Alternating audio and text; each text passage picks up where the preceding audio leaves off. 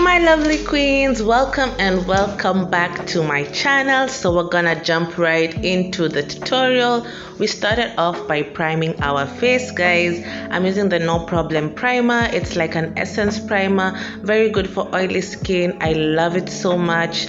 I just feel like it was one of the best products I use. I think I might purchase. But anyway, let's mattify our eyebrows. As you can tell, I haven't shaved my eyebrows in this tutorial, so I'm putting powder so it avoids it from slipping and sliding, and it's able to just draw nicely and use very little force.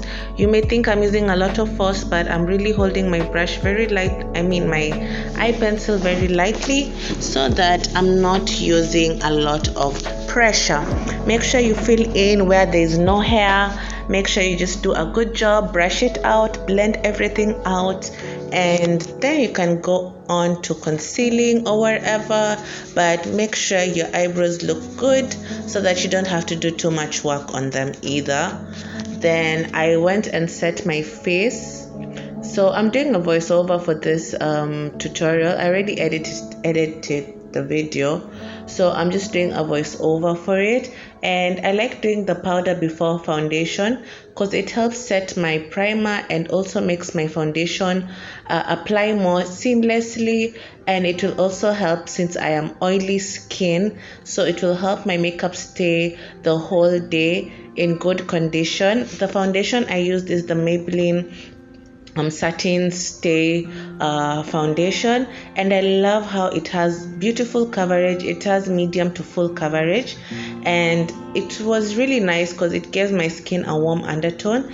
And now I'm gonna use the Juvia's concealer. I can't remember the shade name, but it's like 2 shades lighter than me, which is recommended when you're doing your eyebrows or highlighting your face. I feel 2 shades is a comfortable shade to work with as a beginner, as a professional. You don't want it too much brighter than your actual skin, and you make sure you brush it down when you're cleaning your eyebrows. Extend it also to your eye, as it will act as your primer. If you don't have an eyeshadow primer, you can use your concealer as an eyeshadow primer. Just make sure you blend it out really well. So I also highlighted the higher parts of my face, which is under my eyes, my chin, the bridge of my nose, and my forehead. I'm not using a lot of product, even though it seems it's a lot. It's not a lot of product, it's very little, and I make sure to blend it out properly. I make sure I'm using a damp beauty blender, and when I get to the corners of my nose, I make sure I get into those creases and blend everything out really well. Also for the forehead, be very keen when you're blending your forehead so you don't disrupt your eyebrows. That's if you're doing eyebrows before your other routines. And then I'll just set under my eyes because I don't want them to crease. And I noticed if I set them immediately before I do my other steps, the eye remains very neat and nice, and it stays put the whole day. So I'm using a black opal stick. This is the darkest shade actually. I can't remember the name, but it's the darkest shade, and this is the original brand, not the fake ones that you get in the boys. Guys, there's black opal that's fake, so go for the legit one. I buy mine at Linton's, and it works beautifully. As you can see, it's the perfect contour for my face shade. It brings back my face into proper shade ranges, because as a black girl you find you have several shades on your body, and I highly recommend that you make sure you blend things that match your body color, contour, shadows. They're just things you will see in a mirror. Your skin is not just one color, especially if you're a woman of color. Yes, you may be within one shade, but there's definitely different shades within. For my nose area, I always go with a more angled brush to make sure I'm very precise when I'm blending out things. And after that, I go directly into baking, because now we're gonna go into the eyes. I've already I set it before, so now I'm gonna bake so that when I do my eyeshadow, even if I have fallouts, they won't go on the skin and stick there. And I also lightly bake under my chin, my forehead, the bridge of my nose, basically everywhere I put highlighter on, I'm gonna bake. But I don't like baking as much on my forehead and under my jawline, as it gets very hard to brush it out, and sometimes it may look even worse. So be very careful with such steps. Then for my eyeshadow, I went in with brown first to blend out the outer corner. Then I'm taking a light orange to blend out the harsh lines from my brown eyeshadow, and also get it in my inner portion of the eye, just to make sure everything is blended and everything is unifying. Okay, and the brown, I'll also take it under my eye and just do just like a smoky look for under my eye. I always feel it looks really cute. Then I'll add on a nude shade, and I'm using a flat fluffy brush for this effect. If I wanted it to be more pigmented, I would have gone in with concealer again, or at least an eyeshadow primer, but I just wanted it to be there but not too there, if you understand what I mean. But yeah, so I'm adding more shadow into this eye look. We already had brown, now we're going in with a darker shade of brown to blend in those two shades so that I can have like a smoky effect. I actually didn't know where I was going with this look when I started.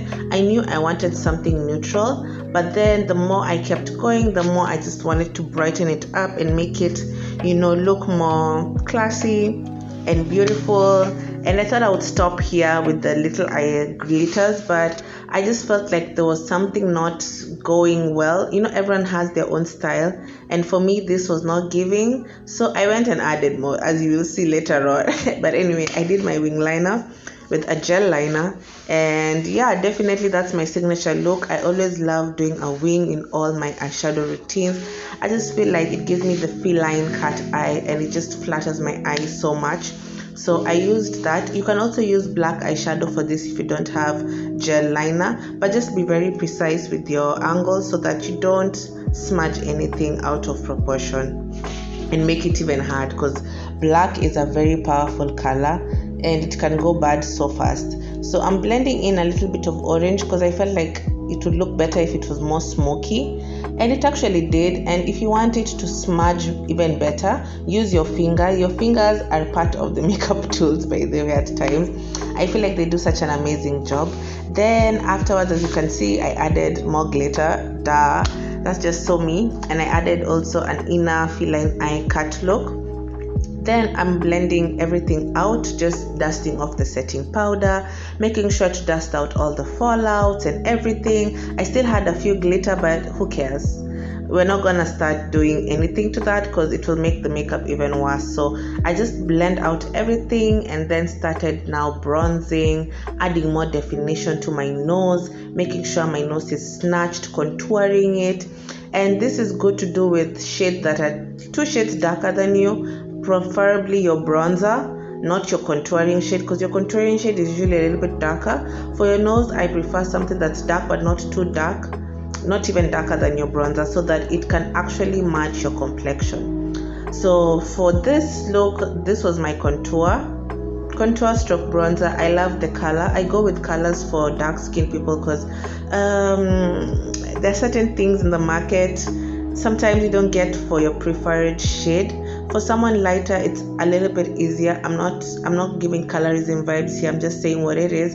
But I thank God for Fenty and so many other brands who have stepped up a notch higher and given us more variety.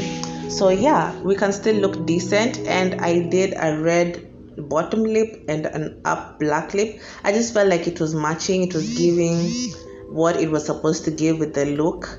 I'm always so dramatic, so I get it.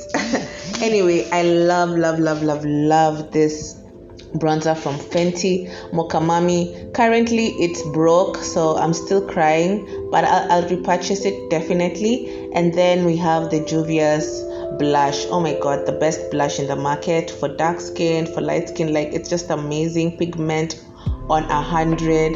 And then for highlighter, I love this Elegant Strobe highlighter. I feel like it just melts into the skin. It doesn't sit there like the way most highlighters do.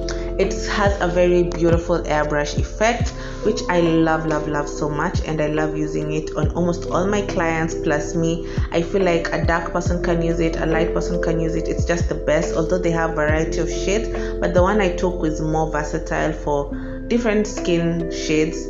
Yeah, and I just make sure I keep blending, especially like with a clean brush. Sometimes I just take a clean brush and blend out every inch of my face just to make sure everything has sat properly and it is looking well blended. Edges are another must do. If you want your look to come together, make sure you do your edges. But anyway guys, this is the final look. I'm loving it. It is so beautiful. Kindly like, share and subscribe to my channel. It does a great deal for my channel. I love you guys so much. Thank you so much for the support this far. See you guys in my next one. Bye.